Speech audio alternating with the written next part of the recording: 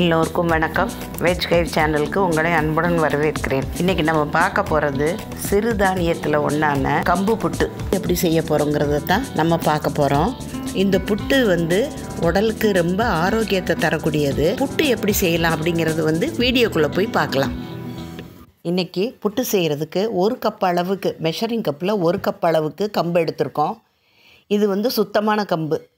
சுத்தமாக இல்லைன்னு சொன்னால் நீங்கள் அதை லேசாக புடச்சிட்டு தண்ணியில் ஊற வச்சு நல்லா கழுவி அரித்து காய போட்டு அதுக்கப்புறமேல் எடுத்துக்கலாம்.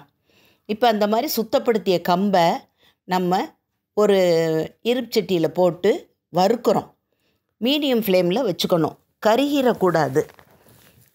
இது ரொம்ப சின்ன தானியம், ஆனால் கொஞ்சம் கனமானது. கொஞ்சம் கேர்ஃபுல்லாக தான் வறுக்கணும். இப்போ இது மாதிரி கைவிடாமல் நல்லா எல்லா கம்பையும் நல்லா பெரட்டி விட்டு வறுக்கணும்.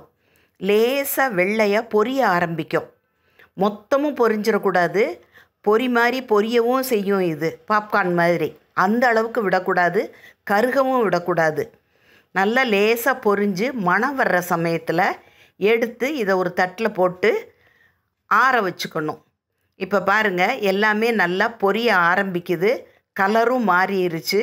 இந்த நேரத்தில் நம்ம ஒரு தட்டில் கொட்டி ஆற வச்சிடறோம்.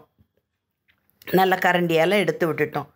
ஆறுனதுக்கப்புறம் குறைஞ்ச அளவில் நம்ம செய்கிறதுனால மிக்சியிலேயே திரிச்சுக்கலாம். அதிக அளவு செய்யணும்னு சொன்னால் மிஷினில் நீங்கள் இந்த வறுத்துட்டு கொடுத்து திரிச்சிட்டு வரலாம். இப்போ நல்லா நைஸாக திரிச்சிட்டோம். இதை நம்ம சலித்து எடுத்துக்கணும். கப்பி இதில் இருந்துச்சுன்னு சொன்னால் அடுத்த தடவை நீங்கள் யூஸ் பண்ணிக்கலாம்.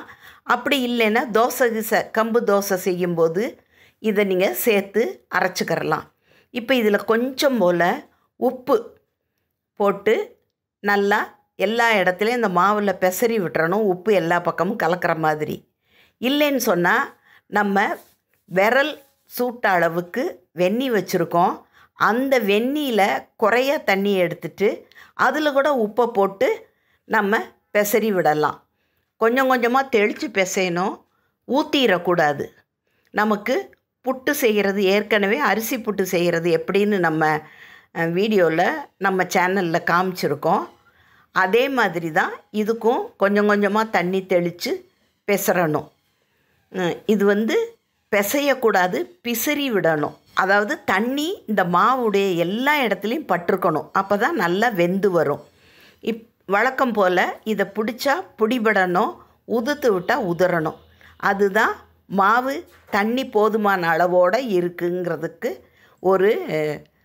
ஒரு டெஸ்ட்டு அது. இப்போ நம்ம கொஞ்சமாக மிக்சியில் எடுத்துகிட்டு விட்டு விட்டு 2 அல்லது 3 தடவை, மொத்தமும் போடக்கூடாது, 2 தடவையாக நீங்கள் அதே மாதிரி விட்டு விட்டு அடிச்சிங்கன்னா பொலன்னு மாவு கிடச்சிரும். இந்த மாவை நம்ம எப்போவும் துணியில் கட்டி வேடு கட்டி வைக்கிற மாதிரியும் வைக்கலாம். அப்படி இல்லைன்னு சொன்னால் நான் கொஞ்சமாகவே வேடு கட்டி வச்சுருக்கேன். மீதி தேவையான அளவு தேங்காய் பூ எடுத்திருக்கேன். நம்ம காஞ்சிபுரம் இட்லிலாம் செய்வோம் இல்லையா, அந்த மாதிரி டம்ளரோ இல்லை டீ டம்ளரோ கிண்ணங்களோ எதுனாலும் நீங்கள் எடுத்துக்கலாம்.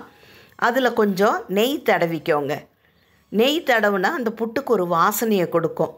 அதுக்காக தான் நெய் தடவுறோம், ஈஸியாகவும் எடுக்க வரும். இப்போ நம்ம கிண்ணத்தில் டம்ளரில் தேவையான அளவுக்கு நம்ம எடுத்துருக்கோம். அதில் நெய்யை தடவி விட்டுட்டோம்.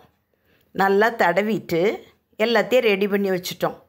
ஒரு ஸ்பூன்னால் நம்ம மிக்சியில் அடித்து உதிரி வச்சுருக்கோம்ல, அந்த மாவு எல்லாத்துலேயும் 1 ஸ்பூன் அல்லது 1.5 ஸ்பூன் டம்ளரோட உயரத்துக்கு தகுந்தாப்பில் போட்டுக்கணும். அதேமாரி தேங்காய் பூவை துருவினதை நல்லா ஃபைன் துருவலாக துருவிக்கலாம். பருசாக இருந்துச்சுன்னு சொன்னால் மிக்சியில் அதையும் ஒரு அடி அடிச்சுக்கலாம். மாவு தேங்காய் பூவு மாவு அப்படின்னு சொல்லி டம்ளரோட உயரத்துக்கு தகுந்தாப்பில் போடணும். ரொம்ப இறுக்கமாக போடக்கூடாது, ஏன்னா ஆவி உள்ளே போய் மாவு வேகணும். அதனால் நல்லா லூஸாக போட்டு விட்டுக்கோங்க. மேலே எப்பவும் தேங்காய் பூ இருக்கிற மாதிரி வைக்கிறது நல்லது. இப்போ இதே மாதிரி எல்லா கிண்ணத்துலேயும் நம்ம தேவையான அளவுக்கு இருக்கிற மாவை நிரப்பி வச்சிட்டோம். இப்போ கொஞ்சம் போல் மாவு மீதி இருக்கிறதுல தேங்காய் பூவை சேர்த்து, இப்போ நம்ம தனித்தனியாக மாவு தேங்காய் பூன்னு வச்சோம். இப்போ நம்ம செய்கிறதில்ல, இருந்த மாவில் தேங்காய் பூவை சேர்த்துட்டு அதில் கொஞ்சம் நெய் விட்டு எல்லாத்தையும் ஒன்றா கலந்துட்டு அதையும் ஒரு டம்ளர்லேயோ ஒரு கிண்ணத்துலேயோ தனியாகவே எடுத்து வச்சுக்கிட்டோம். இதை இப்போ நம்ம அந்த மாதிரி கலந்த மாவை தான் ஒரு டம்ளரில் போடுறோம்.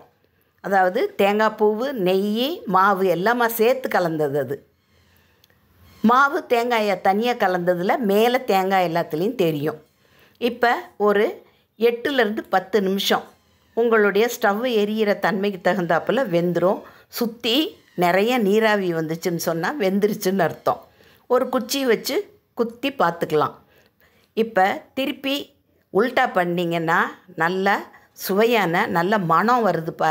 இந்த புட்டை நம்ம எடுத்து இது பண்ணும்போது இதோட நாட்டு சர்க்கரையோ வெள்ளை சர்க்கரையோ வெல்லமோ எதுனாலும் போட்டுக்கலாம். கொஞ்சம் வயசானவங்களுக்கு கொடுக்குறதா இருந்தால் தேங்காய் பூவுக்கு பதில் தேங்காய் பால் எடுத்து அதில் கொஞ்சம் நாட்டு சர்க்கரை ஏலக்காய் போட்டு நீங்கள் கொடுத்தீங்கன்னா அவங்களுக்கு சவைக்காமல் நல்லா சாப்பிட்றதுக்கு ஏதுவாக இருக்கும். இந்த வீடியோ உங்களுக்கு பிடிச்சிருக்குன்னு நினைக்கிறேன். பிடிச்சிருந்தால் லைக் பண்ணுங்கள், ஷேர் பண்ணுங்கள், சப்ஸ்கிரைப் பண்ணுங்கள். அடுத்த வீடியோவை சந்திக்கும் வரை நன்றி.